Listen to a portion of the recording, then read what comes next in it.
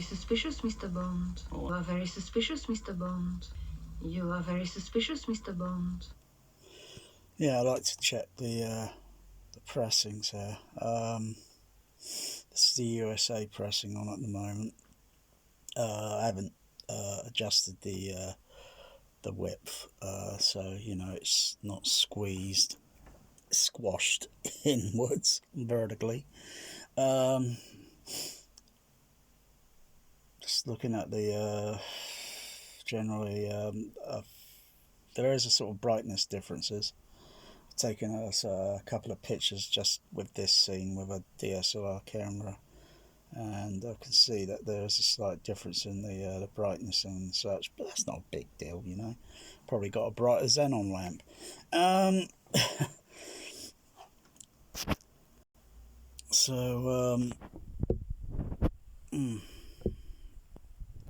Yeah, so this is the USA pressing, so see how it compares with the Japan pressing. I'll put that one in a moment again. Maybe go then. There's one thing, there's no chapter stops on these pressings. There's no chapter stops. I was thinking, has this got chapter stops in it? No, of course it doesn't.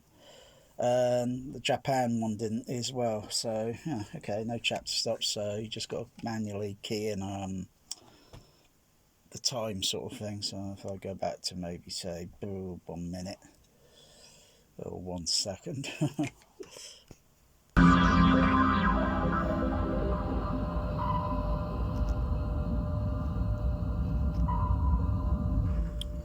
Captain, once you... So I'll load the Japan one on, see how that looks.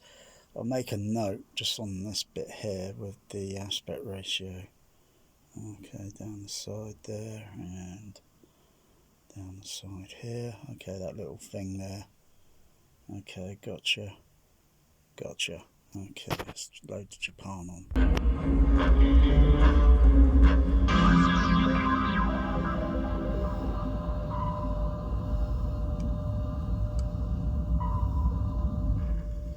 Captain wants you to keep 500 feet. Maneuvering control. Okay, I still see down here and that thing over there in frame.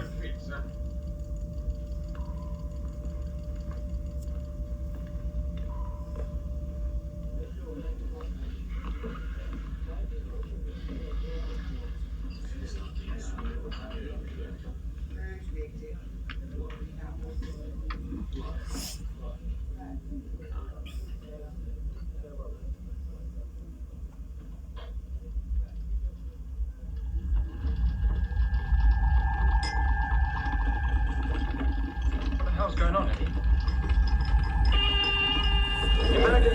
Emergency station. Captain to the control room. What the hell's going on? My bulkhead shut down. Control maneuvering. Control, Captain. I'm losing electrical frequency. I want to break down the system. Control sound. Total loss of power on all sonar sets. Surface, low forward, blow aft, full ahead. Full right on both blades. Rig for third periscope.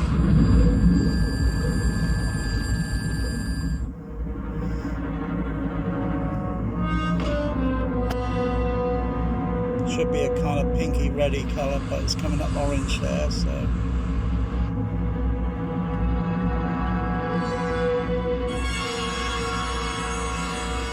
Oh my God. Pressing's a little bit different here on the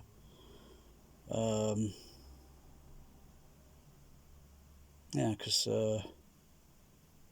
the submarine gets captured by the Stromberg, but the running time on this side is about down to 40 minutes, where I think it's a little bit long. It might be 50 or so minutes on the on the USA pressing. So that thinks, I think side 3 might be CLV. So jet that one, put the side 3 on. That was my tummy grumbling. Yeah, CLV. Target bearing. Mark. Range. Mark. Joe, one of us is bound to end up gravely disappointed. Does neither of us. Wow. I feel very low sub-bass extension, very low OBE. Just before the that started jingling around. Trooper. Control maneuvering. We're losing electrical frequency. Control, sonar. Total power supply is failure on all stations. Service. Blow forward, blow aft.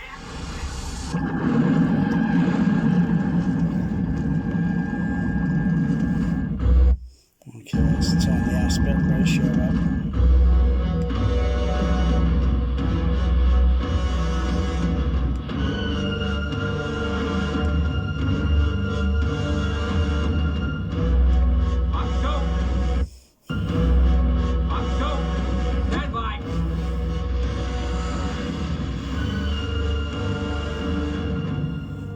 Where the hell is she?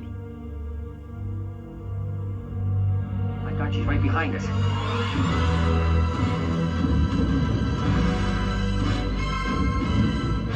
Impossible. Impossible. Impossible. Impossible. Impossible. Impossible.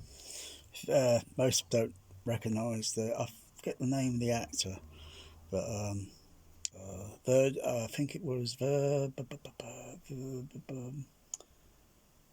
one of the Thunderbirds. I think was it Virgil? Was it the big Thunderbird 2? I think it was. But the the big green thing with the wings on the side.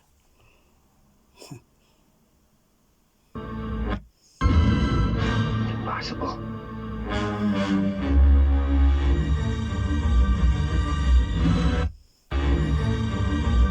And that looks way better than any CGI. That's still chemically realistic, practical.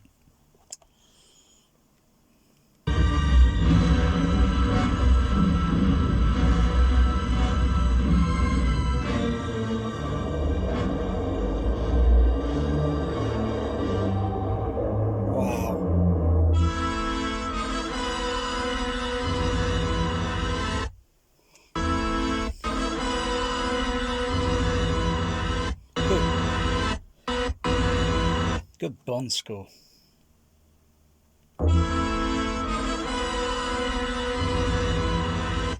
Like that music there, boom, and that submarine right there out in the ocean, no help, and this comes up and consumes it, gobbles it up. Yep. This Stromberg tanker, swallow you whole. Down you go. For that you get the oil, the propeller, the whole goddamn thing. But it's great when the damn thing blows up. Looks so realistic.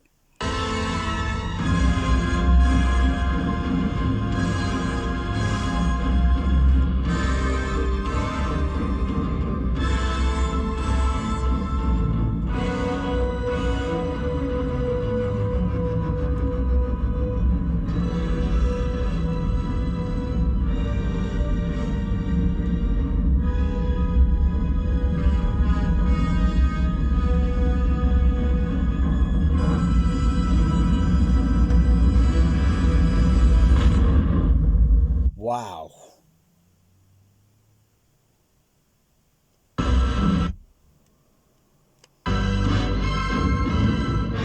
Possible. Possible. Possible. Possible. Possible. Possible. Possible.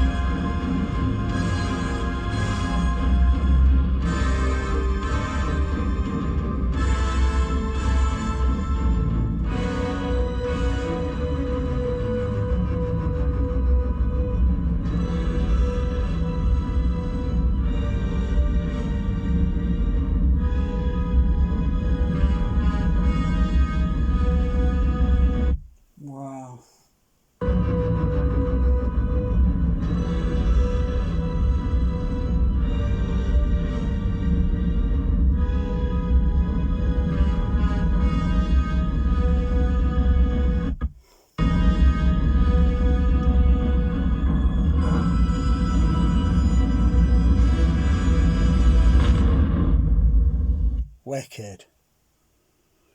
Oh, that bass.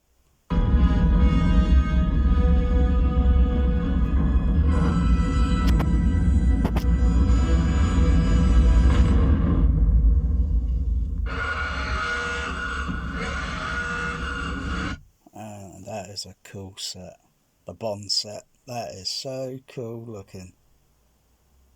Wow.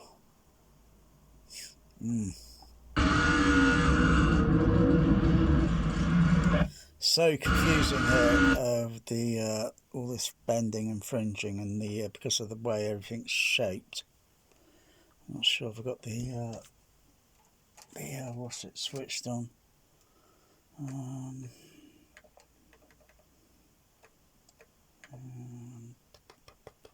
Let's switch it to see if it makes the image look a little bit better.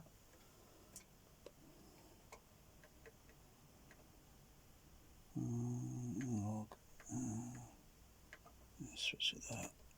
See if that just improves it just a little bit.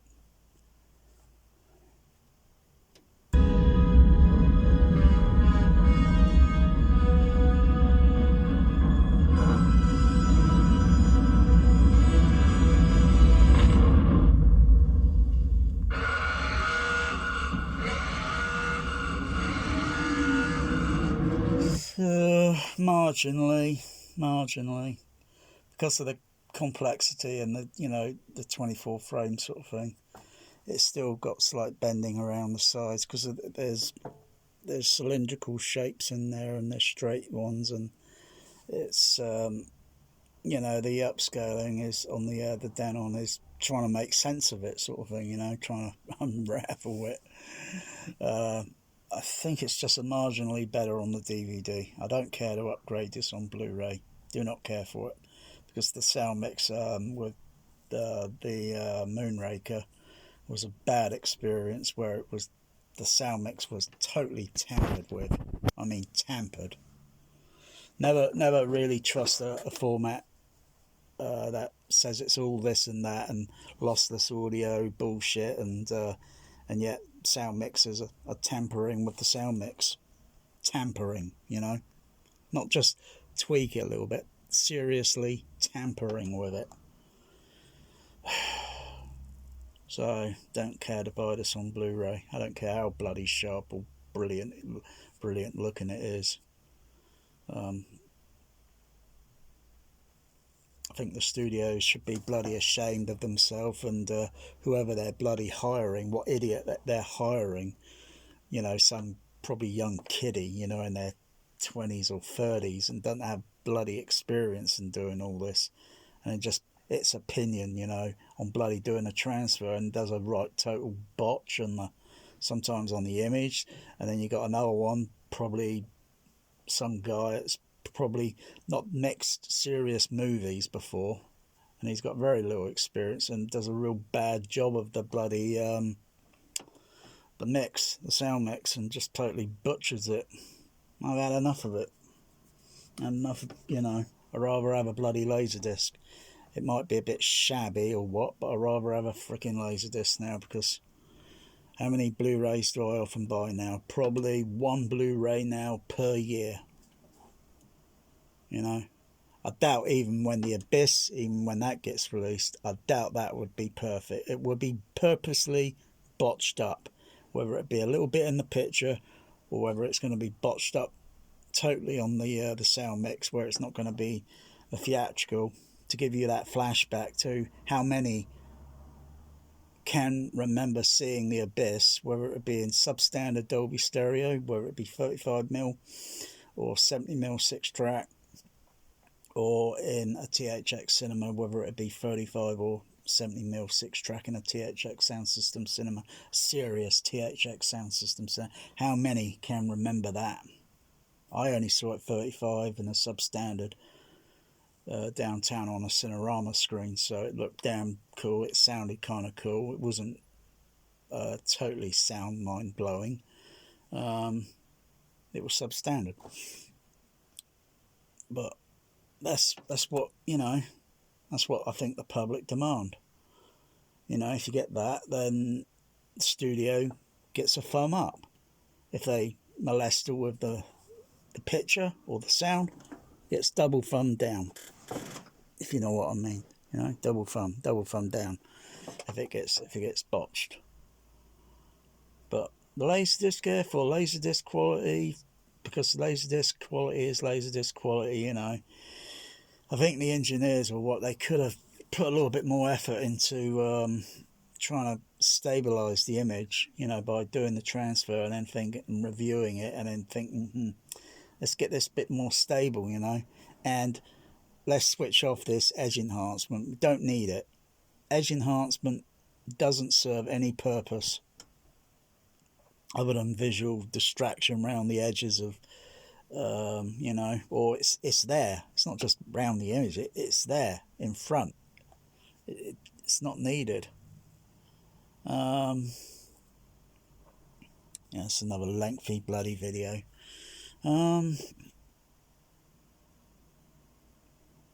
So yeah, I mean the DVD's okay. It's a little bit more, yeah, a little bit sharper.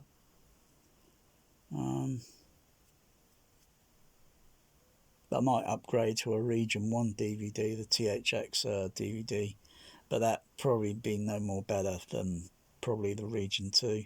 Sometimes, I don't know, if a transfer is going out raw without having edge enhancement applied to it, and when it gets sent to another, you know, someone is sticking edge enhancement, because you look at one transfer and it doesn't have edge enhancement on it.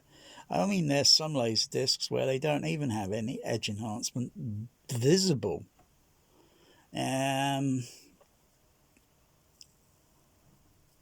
there's some Blu-ray discs, or there might be 4K ones, and they got edge enhancement on it, and you think, what? But then you got to always suspect, you know? You got to always suspect, and then you got to always sort of like have an open mind that this transfer that you might be looking at on Blu-ray 4 might be not what it is. You know, that's why you got to look out, seek out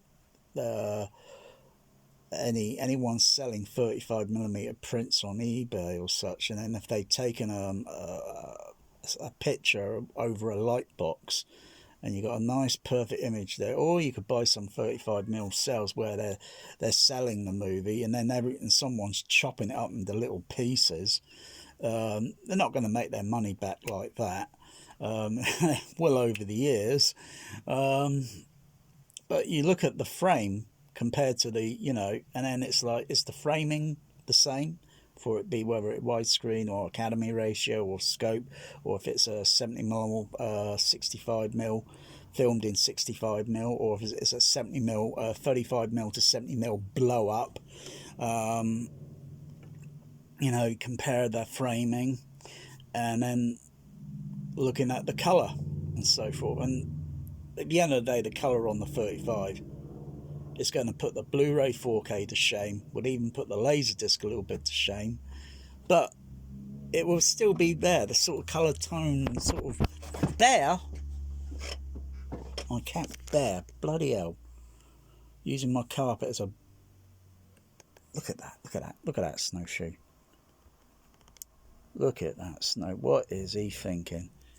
He's oh, look at him. He didn't like to zoom in on there.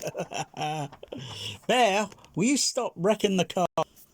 It's the trouble with indoor cats when you got two cats. Never had the problem with Sooty and Magic. Never had that problem. They weren't wrecking the bloody place. Even though Sooty sort of had a go with the carpet sort of thing. Magic doesn't do that, but Bear does. He's long fur. Magic short fur. Sooty was long fur. Black cat. Bear is white and sort of kind of browny colour. Yeah.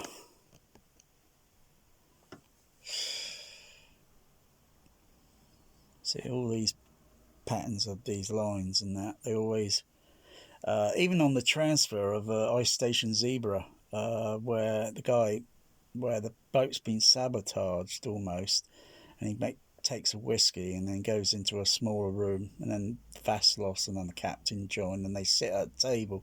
Just before, when he walks into the room, there's this sort of thing on the cupboard, and it's sort of all got little vents sort of crisscrossing, square sort of thing. It looks kind of okay in one shot, but when the camera moves away a little bit more distant away from it, then it starts kind of flickering. It probably wouldn't do that much on the Blu-ray, but I don't know, the Blu-ray kind of looks a little bit too soft, like it's got with the screen cap, it just looks too soft, like it's had DNR applied. You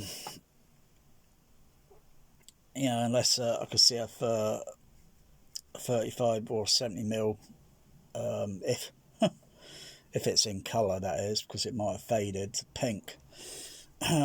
Whereas you think of it, transfers on tape, VHS tape, beta, whatever, you know, they hold their colour. They might have laser rot on laserdisc on the brand new release transfer when it was released due to defects in the manufacturing plant. Otherwise, this laserdisc was pressed around 90.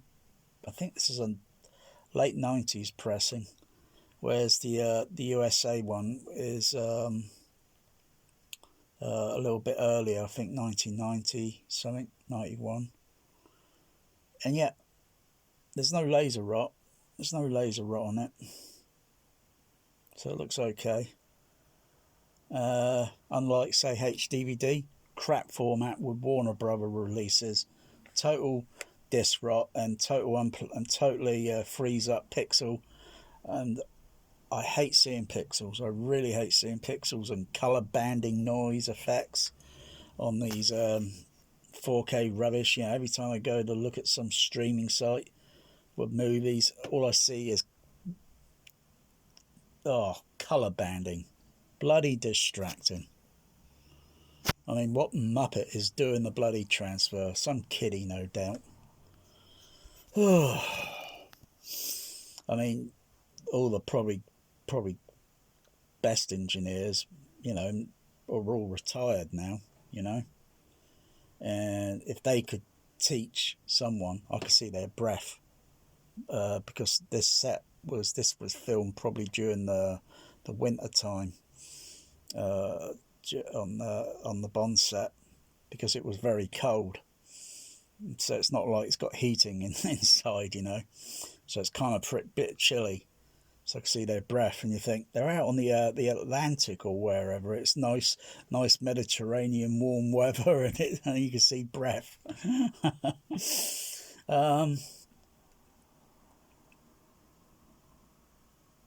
Yeah. I think this is where there's a disc change. I think this is where there's a disc change on the, because it's like 15 minutes here. 55 minutes. Yeah, probably be about 55 minutes on the USA pressing on side 2, because it stopped around about 40 minutes. On the Japan one, stopped around about 40 minutes. I like this set. It's so cool. Like, you know, all these cylindrical shapes, and I like that this open bit here. I mean, it is kind of hazardous, I would say. You know, what if he had a blackout and Stromberg was just walking around? It'd fall right down into that. Or down into that other one there. He should have a bloody railing going around that. Yeah, that doesn't meet health and safety standards, you know, Stromberg. And what if? And I don't know how thick the glass is. You know, it's got to be pretty damn thick. You know, otherwise, if it cracked or broke, you know, I mean, he's gonna get submerged. But then he wouldn't mind. He's a bit of a fishy character.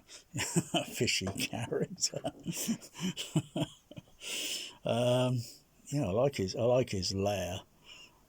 I like all the Sony monitors. Sony product placement. That is very unfortunate, Captain.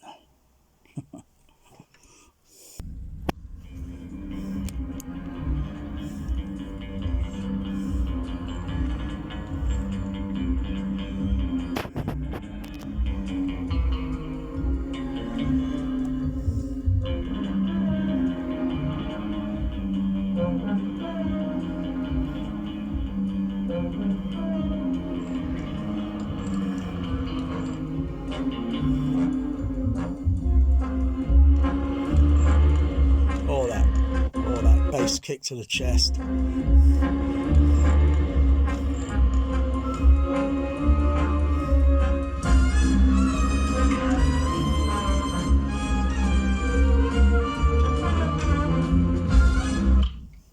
Oh, that's brilliant. That's so cool. That's so cool, that with the Bond, and then just unplugging the music. It's like, that's good. That's cool.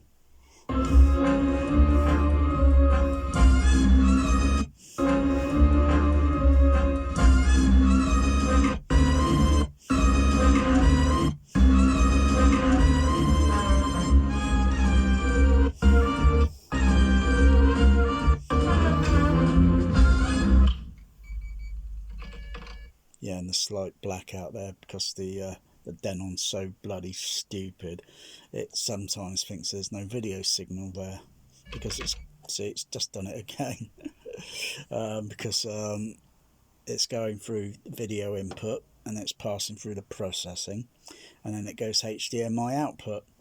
If the signal were probably being processed another way, with maybe a signal going into another box to do the upscale sort of thing, because there are many upscaling things that are just as good as the real thing, and then the HDMI output then would then go into the AVR.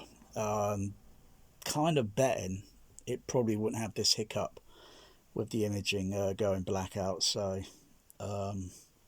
it's primarily the actual Denon, so if the signal goes into another upscaling device, doesn't have to be, they could be very small in size, these other upscaling things, and then pass out the HDMI into the AVR. Yeah, probably be a little bit better. I've got another upscaling device, but it was cheap. It was so bloody cheap, but it just seems too bloody complicated to bloody it's too fiddly to set up. You got to press buttons on it. It hasn't got the actual remote with it, so it can still do manual. It's a Devo something. It'll only go up to 1080p or 1080i, I think, so it won't do any 4K. So I'm guessing it might have snags, which occasionally I did notice in the past. It had sort of some snag, sort of ground hum leaking out from the unit into the AVR. I'm thinking, what's going on there? It's not a big deal. It's something simple to sort of figure out. It's only a grounding thing. I'm not sure if it'll do it twice because of how I had the system set up then, but yeah. Probably get another device to see how it handles. See how this is wobbling around on screen. This is kind of wobbling. It's weird that. It's something to do with the upscaling on the. Sir, what is it? So I'll pause the image. It's just kind of wobbling around. Let's see. Let's have a look. Oh no, it's not that one. It's the AVR. Let's see. Video output. No. That one there. Set it down to 1080i. See what goes on.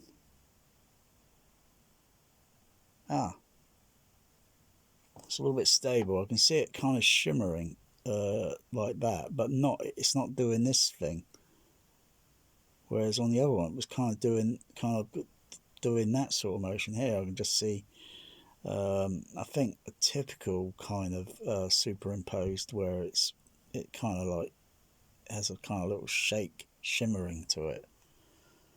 But yeah, let's have a look at see what. I'm always doing some video, not live but recorded. See what happens on that one there, on that mode. This video is getting a bit long. Yeah, it's kind of doing that sort of, that there again. Go back to the other one. Let's have a look. 1080 24 hertz.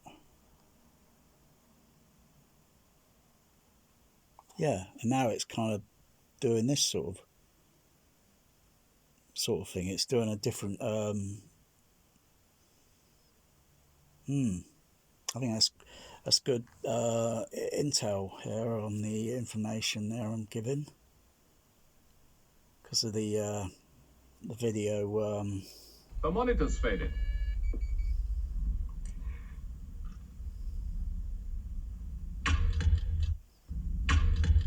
Oh, I can feel that click when he pulls it. That's got a bit of low end. I'm not sure what the DVD's like, you know, on the Dolby Digital 5.1. It might be, you know, the frequency response is a little bit marginally cleaned or tam, you know. Let's just go back to, let's try 1080 or 1080p. Yeah, it's not.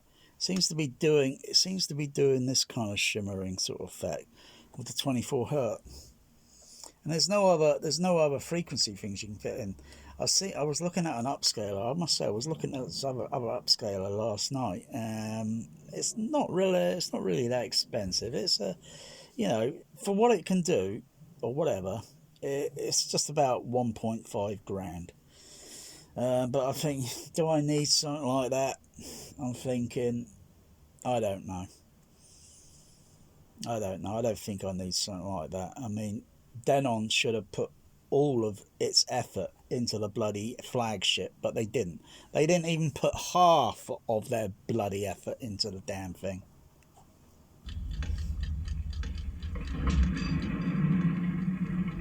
But when it plays, it doesn't shimmer. But when it's paused, so it's on 1080i, isn't it? Yeah, it's on 1080. Yeah, 1080p. And go to 1080p 24 hertz.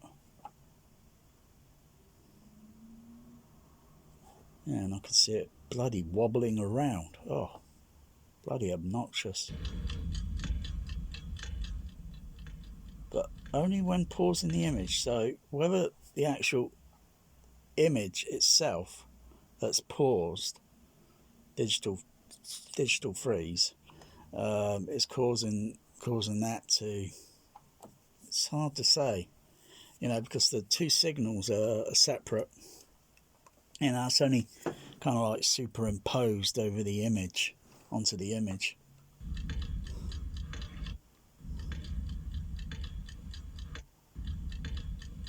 Yeah, I can see that bloody what's it there, and it's all. Let's go back to the other. It's a bit of a shake shimmering on that. What's it with the bloody line resolution? Let's try it on 1080p.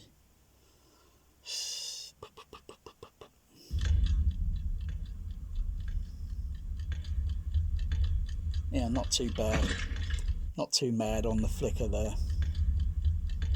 When it cut to that, it flickered quite a bit. Whereas the Man with the Golden Gun, where they got all the rooftops, where they go to karate school, and you got all these rooftops, you know, all the buildings on the interior, and then it goes to the exterior, and you can see all the other buildings and huts and all that in the background with the roof tiling and such.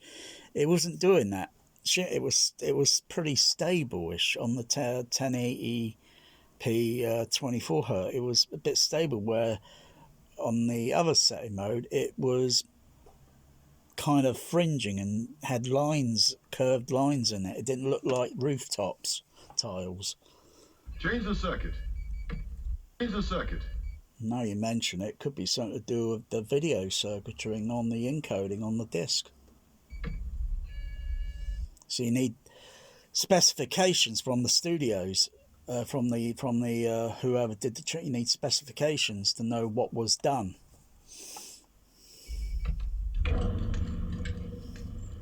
How this appeared on a CRT back then, or how it appeared on a rear projection LCD TV, which were like Pioneers, kind of commonish, or maybe a Mitsubishi, sort of around during the late 80s and into the 1990s,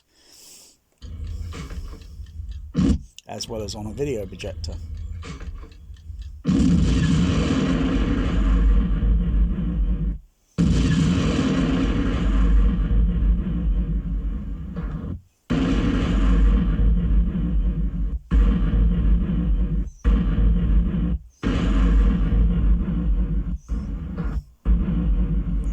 I like the way that explosion rumbles in the background, as it, and the typical like, yeah, like when the truck explodes and all the feathers and he still can't fly. You know, it's that explosion sound. I think they've used that explosion sound recycled in many movies, other movies as well. Can't think of which, but typically noticeable myself in the 1970s and 80s. And anyway, 38 minutes coming up, that's that. Swan, what do you think you're doing? The British end up, sir. Nobody does it better.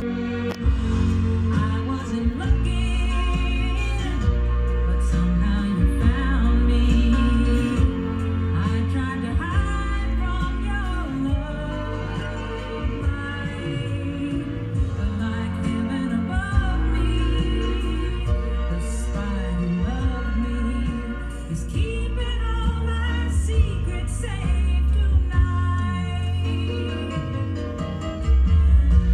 Nobody does it better. Makes me feel sad for the rest. Nobody does it half as good as you, baby, baby, darling, you're the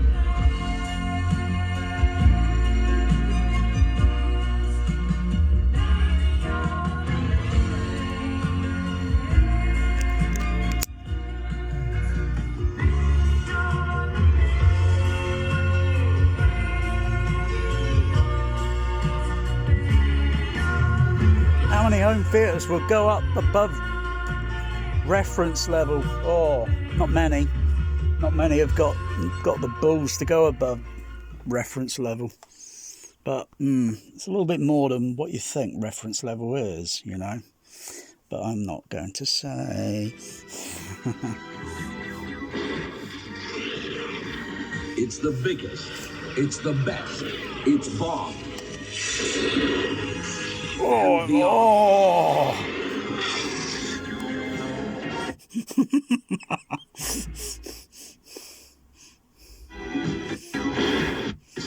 It's the best. It's Bob.